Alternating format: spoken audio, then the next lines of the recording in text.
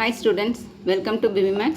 இன்னைக்கு 10th standard Maxல 8th chapter Statistics and Probabilityல exercise 8.3ல 8th sum பார்க்கலாம்.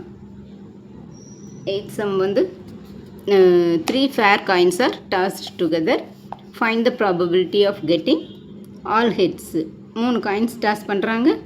அதோட எல்லாமே ஹெட்ஸாக வர்றதுக்கான ப்ராபபிலிட்டி என்ன? அட்லீஸ்ட் ஒன் டெய்ல், அட்லீஸ்ட் ஒன்றுனா ஒன்று, அதுக்கு மேலே இருக்கிற டெய்ல் எவ்வளோ வந்ததுன்னா எவ்வளவு அப்படின்னு ஒரு ப்ராபபிலிட்டி. அட்மோஸ்ட் ஒன் ஹெட்டுன்னு கேட்டிருக்கிறாங்க. அடுத்தது அட்மோஸ்ட் 2 டெய்ல்ஸ் கேட்டிருக்கிறாங்க.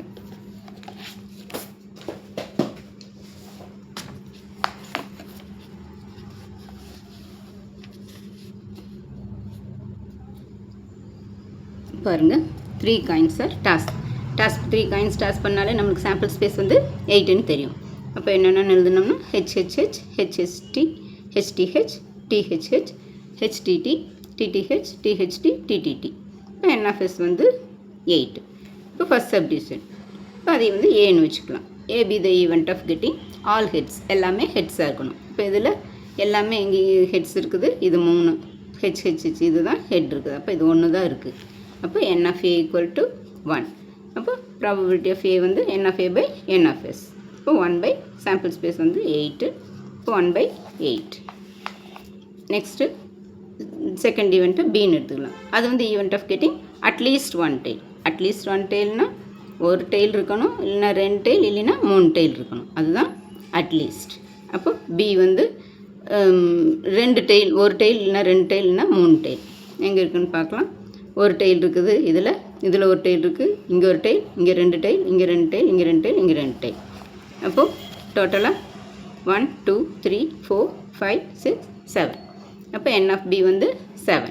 P of B equal to N of B by N of S equal to 7 by 8. Next third subdivision. அதை வந்து C, அந்த ஈவெண்ட்டை வந்து Cன்னு வச்சுக்கலாம். இப்போ C be the event of getting at most one head. At most one ஹெட்னா ஒன்று ஒரு ஹெட் இருக்கணும், இல்லைன்னா ஹெட்டே இருக்கக்கூடாது. அதுதான் அட்மோஸ்ட். அட்லீஸ்ட்னா 1 ஆர் 1 2 3 அப்படி இருக்கணும்.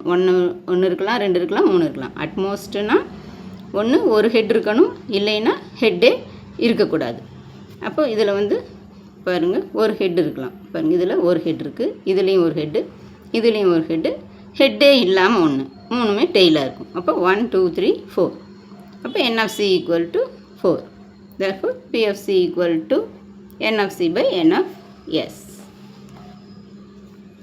அட்மோஸ்ட் ஒன் ஹெட்னா ஒரு ஹெட்டு, இல்லைன்னா ஹெட்டே இருக்கக்கூடாது. அட்லீஸ்ட் ஒன் ஹெட்டுனா அட்லீஸ்ட் ஒன் டெய்ல்னா ஒரு டெய்ல், 2 டெய்ல், இல்லைன்னா 3 டெய்ல் அப்படி இருக்கணும். அட்மோஸ்ட்னா ஒரு ஹெட்டு, இல்லைன்னா ஹெட்டே இருக்கக்கூடாது. அப்போ N of C இதில் இருக்குது 4. P of C equal to N of C by N of S. அப்போ N of C வந்து 4 by 8. இது கேன்சல் பண்ணால் 1 4 is 4, 2 4s are 8. அவ்வளோதான் ஸ்டூடெண்ட்ஸ். இதுவும் சின்ன சம் தான். இதுவும் போட்டு பாருங்கள், ஈஸியாக இருக்கும். இந்த வீடியோ உங்களுக்கு பிடிச்சிருந்ததுன்னா லைக் பண்ணுங்கள், உங்கள் ஃப்ரெண்ட்ஸ்க்கெல்லாம் ஷேர் பண்ணுங்கள், கமெண்ட் பண்ணுங்கள், சப்ஸ்கிரைப் பண்ணுங்கள், பெல் ஐக்கான் கிளிக் பண்ணுங்கள். தேங்க்யூ ஸோ மச் ஃபார் வாட்சிங். Tata, by.